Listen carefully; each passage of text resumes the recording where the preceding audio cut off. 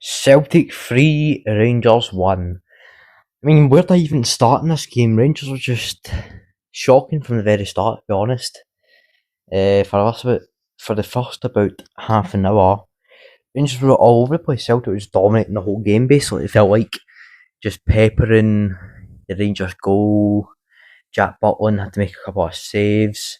Celtic even scored, but it was offside. Then that should have been a wake up call that Rangers needed. Yet it was the exact opposite. From that point onwards, when Celtic scored the offside goal, Celtic was just dominating yet again. And then they got to get the goal to make it 1-0. And did that wake Rangers up? Not at all. Rangers felt lucky to be getting into at half time to be still only 1-0 down, to be honest. Should have been really 2-0 down. Jack Butler made a couple of good saves.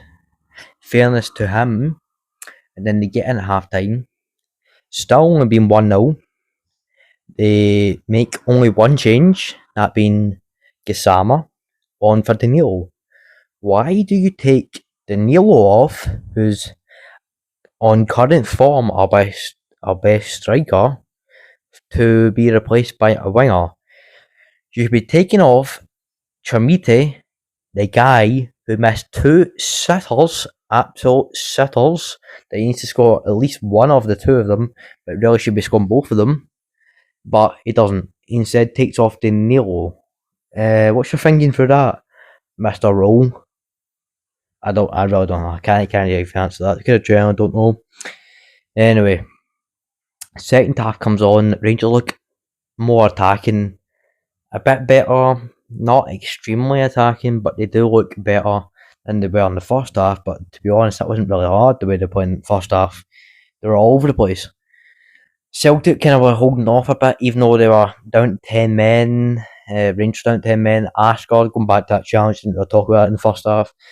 Ashgard clearly made a high boot, but it was on his thigh. Do I think that's a red card? I actually don't, to be honest, because it wasn't reckless.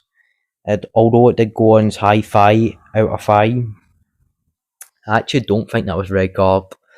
And then Trusty made in my opinion, he made a worse challenge on Jack Butland than Ashgard did on Ralston, because the way Trusty basically boots Jack Butland right in the face, and yet that's not a red card. So this doesn't make sense to me. So basically, what I'm being told is that being booted in the face is not as severe as being booted in the thigh. It's basically what has been said by stupid Nick Walsh. Explain that, Nicky. Anyway, second half comes. Should have been either both red cards or both yellows. It can't be one more than the other, to be honest. Second half comes. Rangers look a bit better, as I said.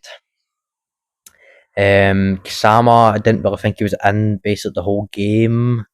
Maybe he had one chance in the whole 90 minutes.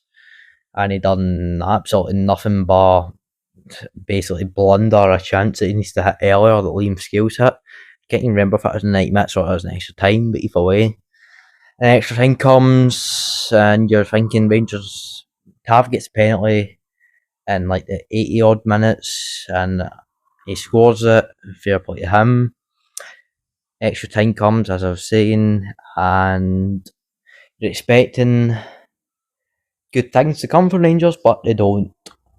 They basically, Celtic just bang, bang, bang. Cal McGregor hits a shot straight down the middle, and Butland dives. Why does he dive? I don't have a clue. I genuinely do not have a clue what he's doing. Butland generally had a good game. Up until this point, he was probably Rangers man of the match, to be honest. And then he goes and dives, and all he has to do is stand still. If he stands still, he saves us. But instead he dives out the way of the ball. I do not know what's going through his head at this moment in time to make him dive out the way. So then Celtic go 2-1 up, and then they go 3-1 up. I can't actually remember who scores the first one. Maybe Kenny, maybe someone else. I actually can't remember who scored the first one, to be honest. Kind of switched off mentality at that point, but yeah, overall, 3-1 Celtic. Rangers shouldn't have went down to 10 men, and if they did go down to 10 men, which they did, it should have been both down to 10 men or both 11 men. Stupid like Walsh should have either chose to send both Rangers and Celtic player off, or be both challenges should have been a yellow card, and that is it. Plain and simple. But Celtic move on to this final. They play St Mirren. St Mirren's, my opinion as well, is a harder tie than Motherwell. So it's not a gimme this the final. So that way it's definitely not a gimme. Because St Mirren are a very solid, good team.